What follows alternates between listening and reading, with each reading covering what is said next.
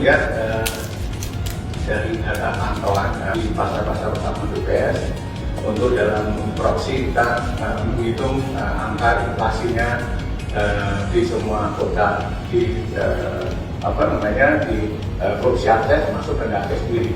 Kita melihat secara keseluruhan untuk inflasi kita mungkin akan sama dengan provinsi yang sekarang memang dengan komoditas utamanya yang bobotnya terbesar, dan kita belum pernah beras mengalami kenaikan yang cukup signifikan. Jadi dari Pak Wali juga tadi menyampaikan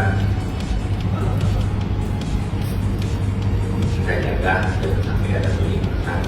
Kalau memang ada dugaan penyimpangan seperti yang Pak Wali bilang, mainkan harga ini, tolong beritahukan kepada kami. Kalau ada dugaan itu tidak main-main, dalami proses. Tetapi kami juga sangat hati-hati